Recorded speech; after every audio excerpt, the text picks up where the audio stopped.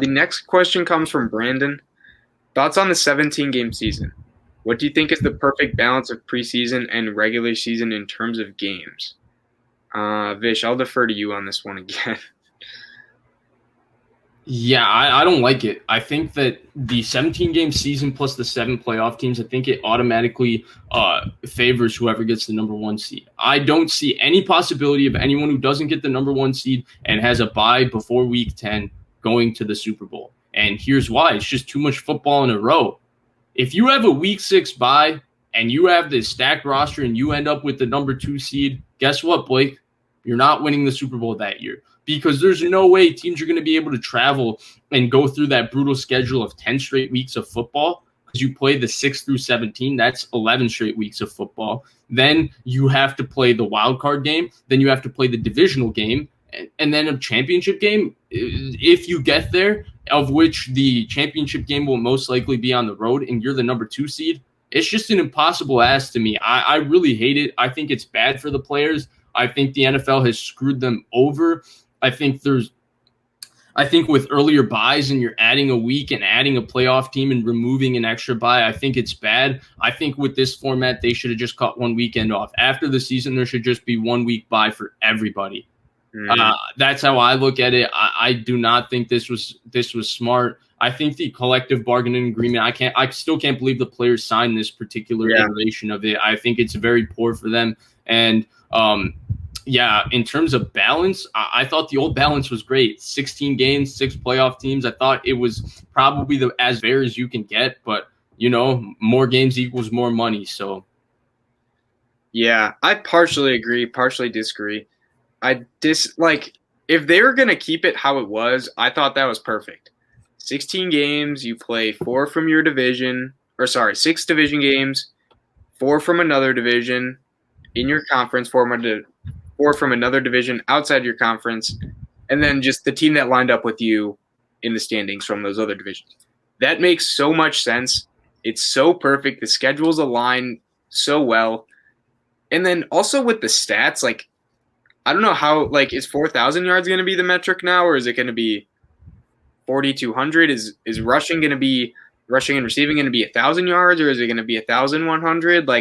Those to me are kind of annoying too, and just how we view stats and players' seasons, because it used to be 16 games, you kind of get a rough estimate, but now 1,300 yards. Well, what if someone gets 300 yards in week 17 and it's I don't know. I just hate how that's going to get messed with, and then also just the divisions too, or the division games and how they play the games. Those two things I don't like. I also just hated that they added 7 teams to the playoffs. The 6 made so much sense. It really did. I agree. I don't like these changes. I mean, it's not mean I'm going to stop watching football. Absolutely not. Yeah. I'm going to watch all 17 games for a lot of different teams, and I'm probably going to watch every single playoff game. You can bet on that. I do think it is a little bit, and I think with records and stuff, it is a little bit where a lot of records are going to be broken now, and a lot of stats are going to be inflated. And I do think it's going to change, because when you're making all-time comparisons and all of that, you can't really use the statistical element, because it's very difficult to extrapolate data from 16 games to 17 games, because you're taking averages, and those averages are going to be smaller than, and you're not going to be able to include outliers, and outliers are going to be included in the data for players that do play the 17 games. So, yeah, I'm not a big fan of it. I don't think there's a perfect balance of it, and I think it's really bad for the players personally. I think it's really bad. Any early bye, week 6, week 7 bye, it is bad for the players playing 10 straight weeks of football and having no bye. I mean, the best example of this is the 49ers from 2019. They had the week 4 bye, and they crawled to the end of the season. And they were that Greenlaw hit away from not just going to the Super Bowl. They might have been out in the first round if they had to go to Philly, and it was for nothing else than the Niners' bodies were just fatigued. But then they got the 2 weeks off, and all of a sudden Quan Alexander comes back, and Jaquiski Tartt comes back, and Dee Ford comes back, and Nick Bosa's fresh, and Eric Armstead's fresh, and DeForest Buckner's fresh, and they killed the Vikings. That defense didn't play like that for the last 6 weeks of that season, and then you come back, give them the week off, and all of a sudden they're destroying a good Minnesota Vikings team. So to me, that's the perfect example of how much of an impact that bye makes. And I think we're going to see a lot of really good teams falter solely because it's just too much football in a row. Mm-hmm. And I guess my part I disagreed with you with, like, if it is 7 teams, I do kind of like the idea of just one team having a bye, in the sense that that 1 seed is so precious, and you are just grinding out every possible way to win it. You remember in the past, like, if teams locked up a bye, it would make week 17 meaningless, as they would just rest players. Now, I'd say it's better just for those teams, but I guess in the spirit of wanting more competitive football, like, week 17 and 16 means so much more, because getting that bye, you will go to the extreme. So I disagree, because I don't think it changes anything. We saw the same thing. Kansas City rested players this year. Yeah, but the Packers game meant a lot.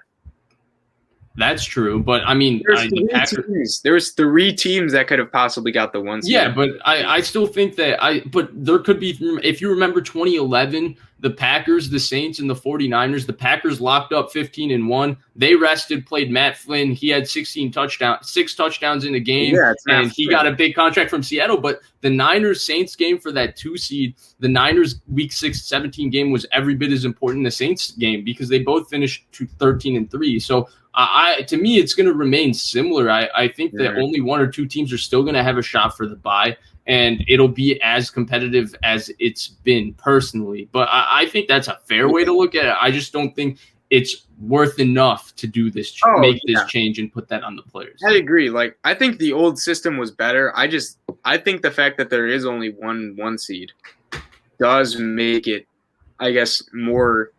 Like, you really want the 1 seed more than in the past, because more in the past, like, you were okay with getting a 2 seed. You were completely fine with that.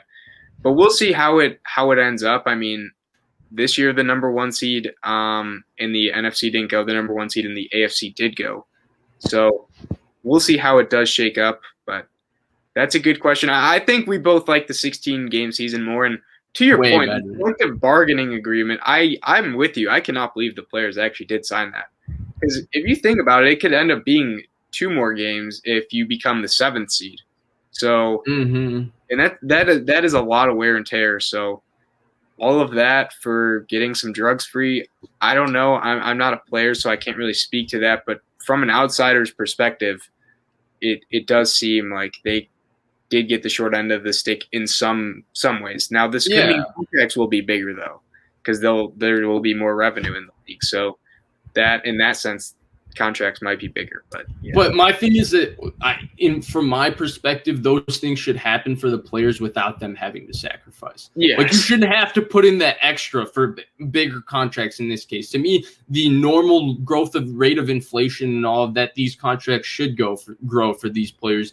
And they keep making statements about making the game safer, and they've taken strides to do that. But to me, this inherently makes football more dangerous. I mean, if you want to make the game safer, I think the first thing that should be done is Thursday night football should be gone.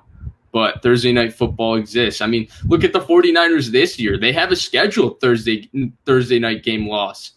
There's no way the Niners are going to go cross country to Tennessee on a short week and win that game. That's a scheduled loss unless Tennessee is a god-awful team. But if Tennessee is a decent team, that's a free win. No West Coast team is going to go on a short week cross country and win that game. So it'll be hard. Yeah. Yeah, I don't know. It's kind of like, they say the NFL says the right things. Like, they're not going to intentionally say they're making the game more dangerous. They're going to say, we're always striving to do better. Change can always happen. And I think in some aspects that's true, but as you pointed out, adding an extra game, potentially 2, does not make the game more safe in any way, shape, or form. It just means more collisions, more hits. So, I think maybe you add the second one, but then you have a second bye and you just extend the NFL season, maybe something like that. But 1 bye, 17 games, 7 playoff teams, 1 team getting a bye in the playoffs, to me, it's a recipe for disaster, personally. Definitely. But that was a good question, Brandon. Yeah, always has good questions, my man.